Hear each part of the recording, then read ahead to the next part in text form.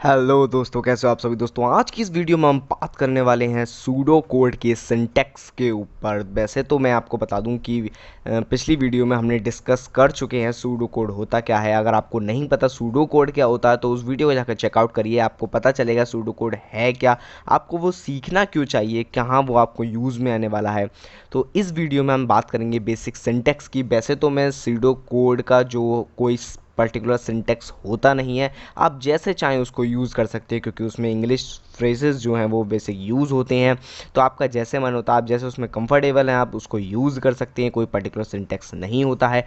But in case of you are giving an exam of any company, then इसका कुछ particular जो basic syntax होते हैं, जो एक मैं कह सकते हैं हम कि एक पर्टिकुलर रूल जो फॉलो करते हैं हर कंपनी या कोई एग्जामिनेशन, उसके ऊपर हम बात कर लेते हैं, ताकि अगर एग्ज़ाम आप देने बैठे सूडो कोड के ऊपर, उसको सॉल्व करने के ऊपर, तो आपको एक बेसिक आइडिया हो कि हाँ, कि सूडो कोड मतलब ये अगर लिख रहा है तो उसका मतलब क्या है, उसको मेरे को टैकल कैसे करना है, उसका आउटपुट कैसे। क्योंकि जनरली आपको जो एग्जामिनेशंस होते हैं उसमें आपको दिया होता है कि ये है एक आपका सोर्स कोड या आपका सूडो कोड, तो आपको इसको बताना है कि ये आउटपुट क्या देगा, या आपको पता होना है कि इसमें एरर कहाँ पर है। इस टाइप के क्वेश्चन आपको एग्जामिनेशन में देखने को मिलते हैं। तो हम इसी जो मैंने काफ़ी ज़्यादा एग्जामिनेशन के पिछले ईयर के क्वेश्चंस चेकआउट करे हैं, तो उनके ऊपर मैं एक डिटेल वीडियो लेकर आया हूँ कि हाँ, अगर आपको एग्ज़ाम दे रहे हैं, आप उसमें बैठे हैं, तो आप देखकर समझ सकें कि हाँ, ये चीज़ किस लिए यूज़ हुई है, इसका आउटपुट क्या होना चाहिए, हम ये क्यों यूज़ कर रहे हैं। इस सब बातों के ऊपर हम डिस्कशन करेंगे, ताकि आप एग्ज़ाम में ब्लैंक ना हो, आपको सब कुछ समझ में आए कि हाँ, कौन सा टॉपिक किस लिए यूज़ में आ रहा है। तो वीडियो को शुरू करते हैं और देखते हैं कि सूडो कोड में कैसे कैसे हम क्या क्या चीज़ें यूज़ करते हैं। तो बेसिकली बात करते हैं सबसे पहले कंडीशनल स्टेटमेंट की, या उस कंडीशनल स्टेटमेंट से पहले हम बात कर लेते हैं वेरिएबल्स की। तो जनरली जो आपका यूज़ होता है सूडो कोड्स में या एग्जामिनेशन में, वो किस तरीके से यूज़ होता है। तो जनरली हम बात करते हैं वेरिएबल इनिशियलाइजेशन की या वेरिएबल डिक्लेरेशन की। डिक्लेरेशन तो आपको सूडो कोड में बहुत ही कम मिलेगा। आपको जनरली अगर मिलेगा तो इनिशियलाइजेशन मिलेगा। तो आपका लिखा होगा सॉरी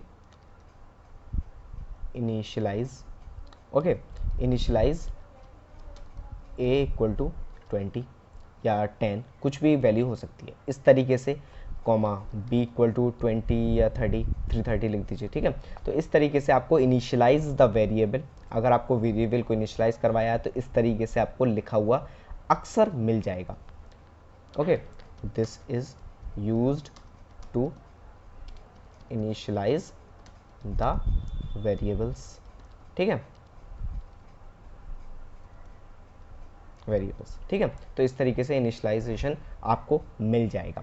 अब बात करते हैं कंडीशनल स्टेटमेंट की। जनरली आपको वेरिएबल इनिशियलाइजेशन के लिए, तो वेरिएबल इनिशियलाइजेशन के बाद आपको जनरली बेसिक जो है वो कंडीशनल स्टेटमेंट्स आपको मिलेंगे, लाइक इफ़।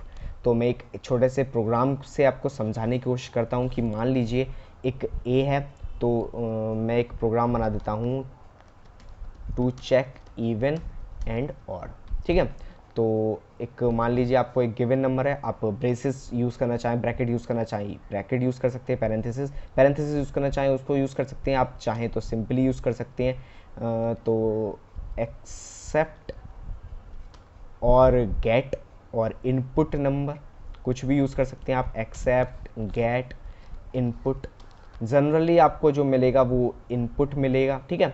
इनपुट ए में आपको इनपुट लिया ए, इफ़ ए मॉड बाई 2। अब हम यहाँ पर मॉड की जगह पर लिखेंगे मॉड बाई 2, क्योंकि हमें लेमन एग्जाम्पल या लेमन लैंग्वेज यूज़ करनी है, ना कि हमें जो टेक्निकल टर्म्स होती हैं वो यूज़ करनी है। क्योंकि आप अगर ये यूज़ करेंगे तो जनरली आप कोई अगर 5th क्लास के बच्चे से आप पढ़वाएंगे तो वो बोलेगा इसको परसेंटेज, तो हमें यूज़ करना है mod. If A mod by 2 equal to 0। अब यहाँ पे डबल इक्वल टू क्यों यूज़ नहीं करेंगे, क्योंकि हम एक जनरल लैंग्वेज बात कर रहे हैं। आप चाहें तो इसमें डबल इक्वल टू भी यूज़ कर सकते हैं हम, अगर सिंगल इक्वल टू आए तो भी। अब सूडो कोड में एक बात जो आपको ध्यान रखने की होती है वो है आपके इंडेंटेशन। आप पाइथन यूज़र हैं, अगर आप पाइथन डेवलपर हैं, आप पाइथन में कोडिंग करते हैं, तो आपको पता होगा इंडेंटेशन का कितना ज़्यादा यूज़ है। सेम आपका यूज़ होता है सूडो कोड के अंदर। अगर आप इंडेंटेशन, अगर आप इसको जनरली ऐसा ही लिखेंगे तो वो आपको समझने में दिक्कत करेगा, तो आप इंडेंटेशन का ध्यान ज़रूर रखना। अगर ऐसा है तो प्रिंट इवन, ठीक है, इवन। अगर नहीं है एल्स प्रिंट ऑड, ठीक है। और उसके बाद एल्स एंड इफ इस तरीके से आपको इफ को एंड भी करना होता है, ठीक है। तो ये जनरली आपका कंडीशनल स्टेटमेंट होगा, if this then print this. अगर आपको कुछ प्रिंट कराना है तो सिंपली प्रिंट, या आपका प्रिंट की जगह पर आप इसको यूज़ कर सकते हैं डिस्प्ले, कुछ भी आप यूज़ कर सकते हैं, ठीक है। तो ये आपके बेसिक इफ़ एल्स हो गया। अगर आप इसकी जगह चाहें तो इफ़ एल्स इफ़ भी यूज़ कर सकते हैं, ठीक है। इफ़ एल्स इफ लेटर आप यूज़ करना है, लेकिन आपको एंड इफ का भी ध्यान रखना है, अक्सर आपको एंड इफ मिल जाता है। अब हम बात कर लेते हैं थोड़ा लूपिंग की। यहाँ पर स्विच का कॉन्सेप्ट नहीं होता है, जनरली स्विच को यूज़ नहीं करा जाता है। इफ़ एल्स इफ हमारा काम कर जाता है तो हम स्विच को यूज़ नहीं करते हैं जनरली, ठीक है। अगर आ भी जाता है तो आपको पता होना चाहिए कि बेसिक स्विच जो आप प्रोग्रामिंग में यूज़ करते हैं सेम वही है, स्विच दिस और केस। मैं आपको एक बार लिख कर दिखा देता हूँ ताकि आपका और थोड़ा क्लियर हो जाए। वैसे 99% चांसेस स्विच नहीं आएगा, तो आपको स्विच अगर यूज़ करना है तो आप लिखेंगे स्विच, एक variable, same input A, variable A, उसके बाद केस 1, आपका केस 2, इस तरीके से आप जो भी ऑपरेशन परफॉर्म करना चाह रहे हैं वो कर सकते हैं। तो बेसिक जनरली मैं आपको फिर बोल रहा हूँ, केस, ये स्विच केस आपको यूज़ में नहीं मिलेगा, इफ एल्स ही मिलेगा, ठीक है। तो लूप की बात कर लेते हैं।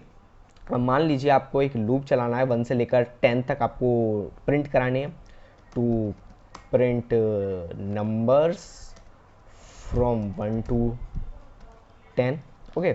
तो अगर ऐसा करना है तो आप क्या कर सकते हैं, basic for I from 1 to 10, या for I from in range use हो सकता है 1 to 10।